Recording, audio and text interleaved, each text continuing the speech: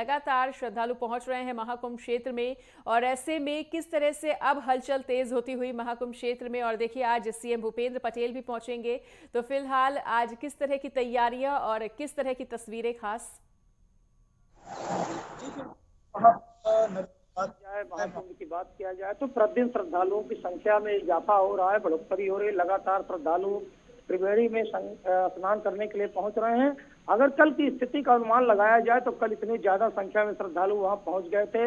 हालांकि यातायात प्रबंध पूरी तरह से प्रशासन द्वारा कर लिया गया था, किंतु वाहनों से लोग इतना ज्यादा पहुंच गए थे कि बाद में एकल मार्ग करना पड़ा, क्योंकि जो मेला प्रशासन की नीति थी, जो सिस्टम बनाए गए थे कि जो कुंभ पर्व है उस दिन एकल मार्ग की व्यवस्था की गई थी। निकासी और आगमन की दोनों अलग अलग से मार्ग लोग जाएंगे, किंतु कल इतना अनुमान नहीं था कि श्रद्धालु इतनी संख्या में पहुंच जाएंगे। साथ ही साथ जो वाहनों की संख्या थी वो भी अधिक मात्रा में बढ़ गई थी, इसीलिए रेलवे स्टेशनों और बस अड्डों पर जो संख्या उमड़ी, श्रद्धालुओं की भीड़ उमड़ी, उसको लेकर रेलवे प्रशासन और परिवहन विभाग ने भी एडवाइजरी जारी किया है कि एकल मार्ग से ही लोगों को आना जाना रहेगा। तो श्रद्धालुओं की अगर बात किया जाए तो संगम नगरी में लगातार पहुंच रहे हैं और 40 करोड़ का आंकड़ा जो सरकार ने अनुमान लगाया था, 40 करोड़ का आंकड़ा वो पार हो चुका है। इसलिए जो है लगातार श्रद्धालु यहाँ पर आ रहे हैं और अभी तो 19 दिन शेष है,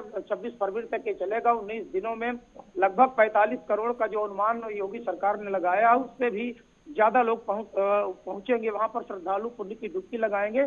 तो व्यवस्थाओं की अगर बात कर लिया जाए तो कल भी वीवीआईपी का आगमन हुआ था यहाँ पर।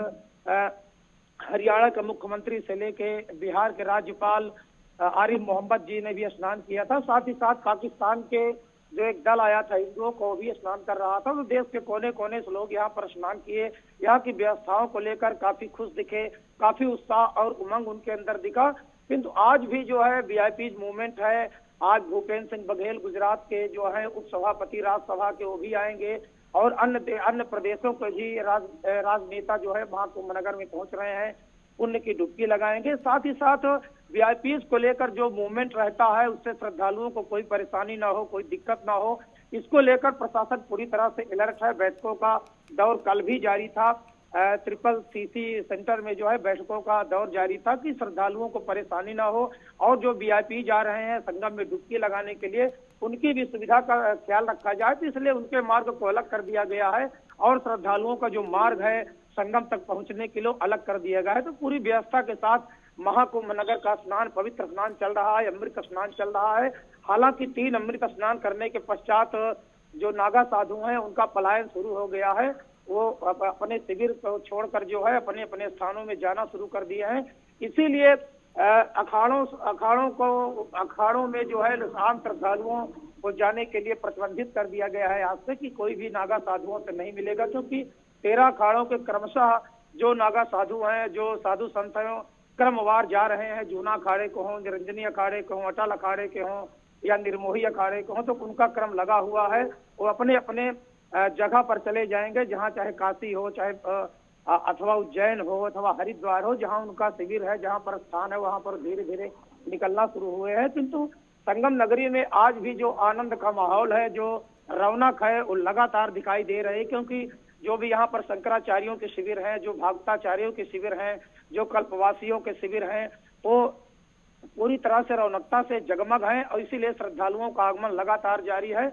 और जो पुण्य की डुबकी 144 वर्षों बाद ये संयोग बना है, अद्भुत संयोग बना है, इस पर पहुंचकर त्रिवेणी में हर कोई डुबकी लगाना चाहता है। क्योंकि वेदों में भी उल्लेख है, वेदों में भी कहा गया है कि अश्वमेध सहस्राणी वाजपेय शतानिचा लक्ष्य प्रदक्षिणा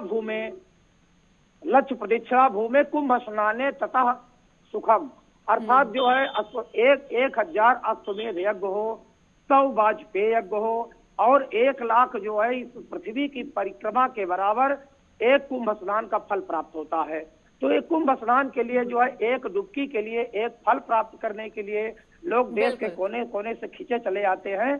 तो इसीलिए आज 40 करोड़ का आंकड़ा जो है पार हो चुका है। कल 39 करोड़ 74 लाख लोगों ने शाम तक पुण्य की डुबकी लगाई थी। और सुबह का अगर आंकड़ा जोड़ दिया जाए सुबह 8 बजे तक का, तो 40 करोड़ के ऊपर श्रद्धालुओं ने पुण्य की डुबकी लगा ली है। जी बिल्कुल राघवेंद्र, आपसे ये भी जानना चाहेंगे कि देखिए आज से सांस्कृतिक कार्यक्रमों का भी आयोजन होता हुआ नजर आएगा महाकुंभ क्षेत्र में। ऐसे में देखिए तमाम सेलेब्स भी पहुंचेंगे, तो किसी प्रकार की अब व्यवस्था बिगड़े ना, इसको लेकर क्या कुछ प्रशासन की तरफ से अभी निगरानी रखी जा रही है और व्यवस्थाएं बनाई जा रही हैं? जी बिल्कुल, अगर सांस्कृतिक महोत्सव की बात किया जाए, कुंभ नगरी जो जोड़ती है अपनी संस्कृति से, अपनी कला से, तो उसको लेकर गंगा पंडाल, यमुना पंडाल और सरस्वती पंडाल, 3 बृहद या विशाल पंडाल बनाए गए हैं, जहां पर प्रतिदिन शाम को सांस्कृतिक कार्यक्रमों का आयोजन होता है, जिसमें अपने देश की, अपनी सनातन की संस्कृति को दिखाया जाता है। साथ ही साथ सितारों का भी आगमन यहाँ पर होता है। कैलाश खेर हों, हरिहरन हों, इनकी तो प्रस्तुति हो गई है। लोग वहां पर भी सुनते हैं अपनी सनातन संस्कृति के जो भी गीत हैं, जो भी यहाँ पर लोक संस्कृति के जो भी गीत हैं या नृत्य हैं, उनका आनंद, भरपूर आनंद लेते हैं। शाम को ये शाम 6 बजे के बाद प्रारंभ हो जाता है। गंगा पंडाल जो काफी बृहद एरिया में बनाया गया है, उस शाम से शुरू होता है और लगातार इधर कल 8 तारीख से लगातार सितारों का भी आगमन वहां होगा, गीतकारों का आगमन होगा, भजन संध्या का आयोजन होता है। तो व्यवस्थाएं वहां पर भी चुस्त दुरुस्त हैं, क्योंकि वो अलग त्रिवेणी मार्ग पर बनाया गया है गंगा पंडाल। वहां पर रंगारंग कार्यक्रमों की प्रस्तुति है शाम को होती है, जिससे जो भी श्रद्धालु यहाँ रुकते हैं, जो भी कल्पवासियों के शिविर में हो या जगत गुरुओं के शिविर में हो या शंकराचार्यों के शिविर में हो, जहां जहां उनको स्थान मिलता है, जन आश्रय केंद्र जो बनाए गए हैं, वहां भी शरणालय स्थल उनको बनाया गया है। तो उसके पश्चात वो शाम को जो है गंगा पंडाल में, सरस्वती पंडाल में, जमुना पंडाल जो सांस्कृतिक केंद्र बनाए गए हैं, वहां पर जाकर वो आनंद प्राप्त करते हैं, रंगारंग कार्यक्रमों का, अपने देश की कला और संस्कृति का आनंद प्राप्त करते हैं। तो उससे भी एक प्रकार का उनके अंदर एक उत्साह और सकारात्मक ऊर्जा का प्रवाह देखने को मिलता है।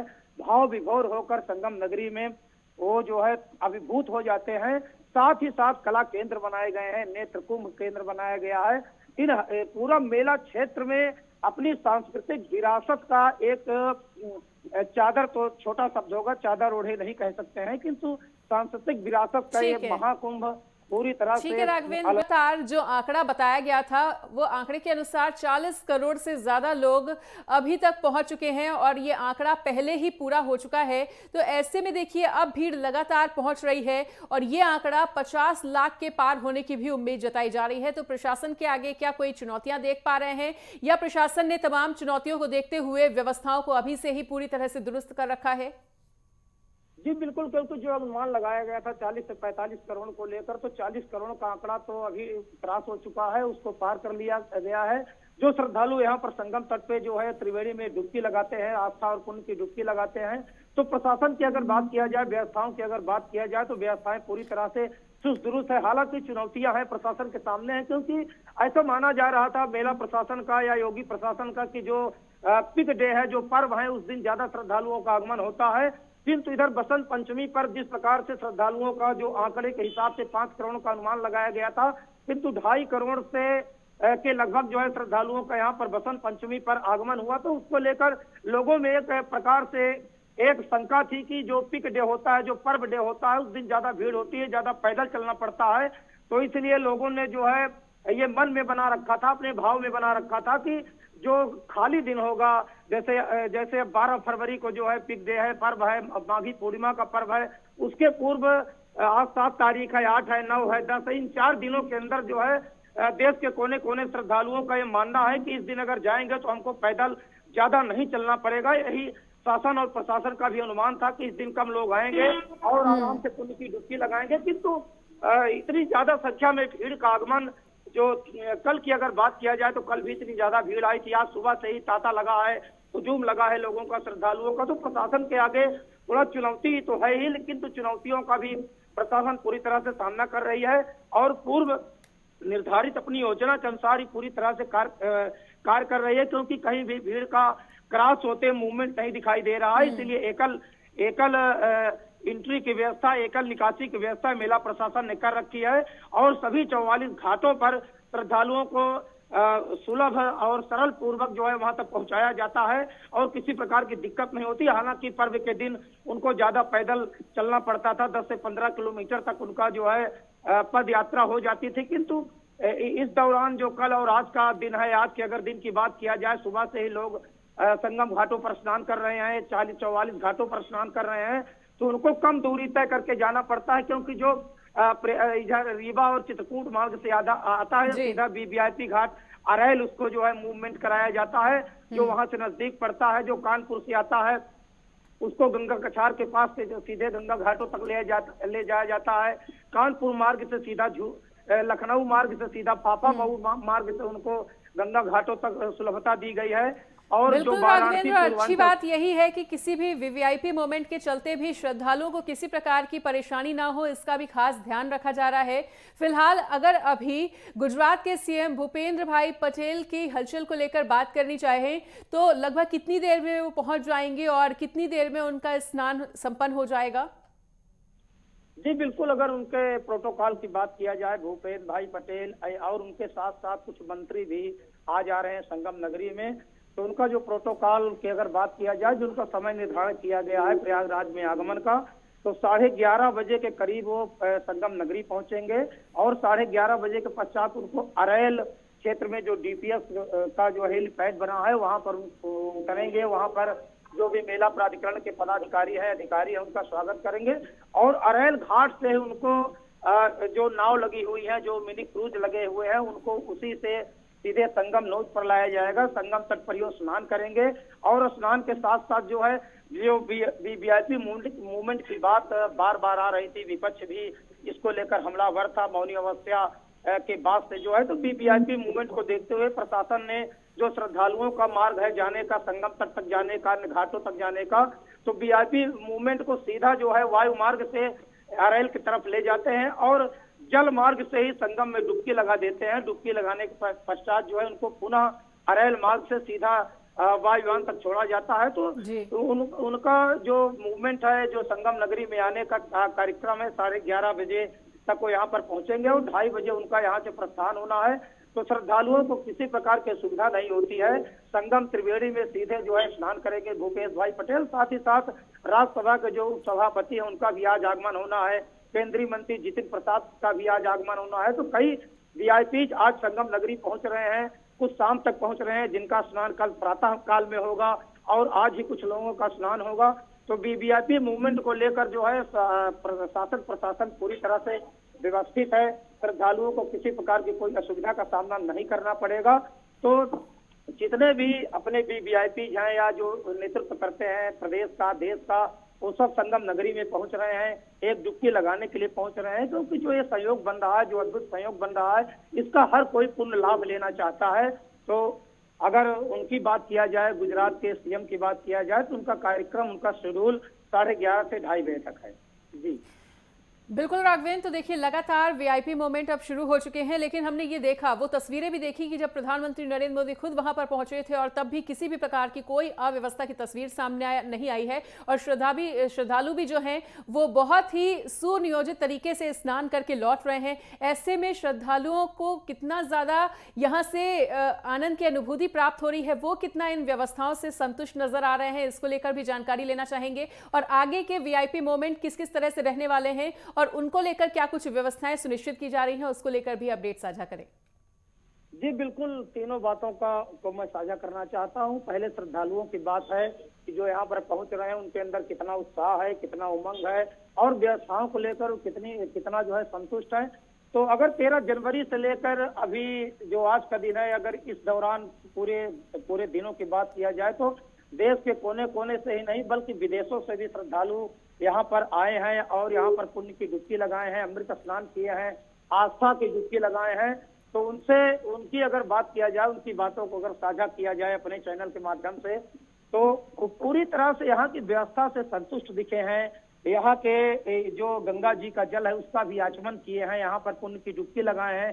पुण्य की डुबकी लगाने के साथ साथ ये जो योगी सरकार की यहाँ पर व्यवस्थाएं हैं महाकुंभ में, उसको भी लेकर पूरी तरह से संतुष्ट हुए हैं और उन्होंने अपने अनुभव को भी पूरी तरह से मीडिया के माध्यम से साझा भी किया है। देश के कोने कोने से जो लोग अपने चैनल के माध्यम से या अन्य जो है सोशल मीडिया के माध्यम से जो देख रहे थे, सुन रहे थे, उसकी भी अनुभूति कर रहे थे। तो यहाँ पर जो भी श्रद्धालु संगम नगरी में महाकुंभ नगर में आए, पुण्य की डुबकी लगाए, आस्था की डुबकी लगाए, तो यहाँ की शासन प्रशासन की व्यवस्थाओं से पूरी तरह से संतुष्ट दिखे हैं। यहाँ पर रहने खाने ठहरने की व्यवस्थाओं से पूरी तरह संतुष्ट दिखे हैं। साथ ही साथ अगर वीवीआईपी मूवमेंट की बात किया जाए तो वीवीआईपी मूवमेंट लगातार यहाँ पर होता रहा है। हालांकि पिक डे जो स्नान पर्व का दिन था, उस दिन वीवीआईपी मूवमेंट को पूरी तरह से रोक दिया गया था। योगी सरकार ने सख्त निर्देश दिया था कि जो भी वीवीआईपी पास हैं, जो भी वाहन की एंट्रीज हैं, उनको पूरी तरह से निषेध कर दिया जाएगा, प्रतिबंधित कर दिया जाएगा। इसीलिए जितने भी राजनेता हैं, चाहे सीएम गुजरात के हों, चाहे कल जो हरियाणा के सीएम आए थे, राज्यपाल आए थे, तो इनका मूवमेंट केवल जो पर्व का दिन नहीं होता उस दिन रखा जाता है। और उसके साथ ही साथ क्योंकि बढ़ती संख्या को देखते हुए, श्रद्धालुओं की संख्या को देखते हुए उनका जो रूट प्लान है प्रशासन का, वो पूरी तरह से दूसरे मार्ग से, उनको वायु मार्ग से, फिर जल मार्ग से अरैल क्षेत्र से ले जाया जाता है। संगम में डुबकी उनको लगवाई जाती है, पुण्य की डुबकी प्राप्त करते हैं। तो आम श्रद्धालुओं की बात किया जाए संगम नगरी की, महाकुंभ नगर की, त्रिवेणी स्नान की, तो आम श्रद्धालु पूरी तरह से योगी शासन की व्यवस्था से संतुष्ट बिल्कुल हैं। राघवेंद्र, तो देखिए 10 फरवरी को राष्ट्रपति द्रौपदी मुर्मू के भी पहुंचने का कार्यक्रम है और वो भी लगभग यहाँ पर 6 घंटे तक अपना समय व्यतीत करेंगी। और उस दिन को कोई खास व्यवस्था में बदलाव देखने को मिल सकता है क्या? जी, क्योंकि प्रधानमंत्री के स्नान करने के पश्चात 10 फरवरी को राष्ट्रपति महोदया जी का भी कार्यक्रम लगा है, वो भी संगम में पुण्य की डुबकी लगाएंगी।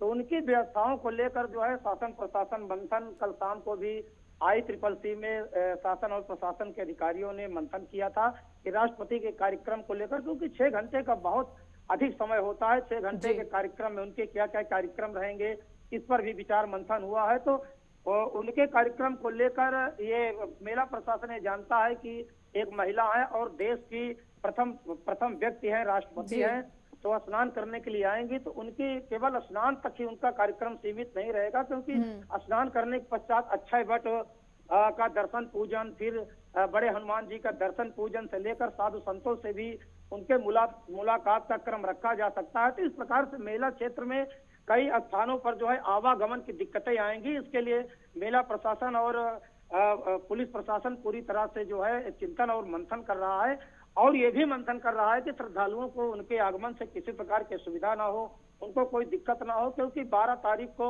जो माघी पूर्णिमा का प्रमुख स्नान पर्व है, और 10 तारीख से ही जो है रूट डाइवर्जन लागू हो जाएगा। यातायात की व्यवस्थाएं सुव्यवस्थित करने के लिए श्रद्धालुओं के लिए भी लागू हो जाएंगी। तो 10 फरवरी को उनका 6 घंटे का कार्यक्रम है संगम नगरी में। तो उनके कार्यक्रमों को लेकर जो है मेला प्रशासन, जिला प्रशासन अलर्ट है, और श्रद्धालुओं की सुविधा का भी पूरी तरह से ध्यान रखने का प्लान बनाया गया है। क्योंकि जो काली मार्ग है, जो काली मार्ग से पूरे श्रद्धालुओं को संगम तक जो आवागमन बनाया गया है, उस मार्ग को वीवीआईपी मूवमेंट के लिए नहीं खोला गया है। इसीलिए एयरपोर्ट से सीधा उनको अरैल घाट ले जाया जाएगा, जैसा कि अन्य वीआईपी का क्रम रखा गया है। क्योंकि प्रधानमंत्री मोदी जी का जब आगमन हुआ तो अक्षय वट, किला घाट, सरस्वती कूप, बड़े हनुमान जी मंदिर, संतों से मिलने का कार्यक्रम रखा गया था। किंतु श्रद्धालुओं की सुविधा को देखते हुए पीएमओ ऑफिस से जिस प्रकार से एडवाइजरी जारी हुई थी, जिस प्रकार से प्रोटोकॉल आया था, प्रधानमंत्री जी के कार्यक्रम को सीमित कर दिया गया था। इसीलिए अरैल घाट से सीधे वो निषाद राज क्रूज से सीधे संगम गए और वहीं से सीधे लौट गए थे। तो एक प्रकार से ये सोचने और विचारणीय बात है कि जब प्रधानमंत्री मोदी जी ने श्रद्धालुओं की सुविधा को ध्यान रखते हुए अपने कार्यक्रम को संक्षिप्त कर दिया था और सीधे जलमार्ग से स्नान करने के पश्चात ये संदेश उन्होंने दिया, न कि भारतवासियों को बल्कि विश्व के श्रद्धालुओं को संदेश दिया कि किसी भी वीवीआईपी की वजह से किसी श्रद्धालु को कोई असुविधा ना हो, वो सुलभता और सुगमता पूर्वक संगम के घाटों पर स्नान करे। तो राष्ट्रपति मुर्मू जी के कार्यक्रम को लेकर भी मंथन चल रहा है, और उनके कार्यक्रम को लेकर उनके कार्यक्रम तय हैं, तो श्रद्धालुओं को उनके कार्यक्रम की वजह से किसी प्रकार की कोई असुविधा नहीं होगी। ठीक है राघवेंद्र, तमाम जानकारी को साझा करने के लिए आपका बहुत बहुत शुक्रिया।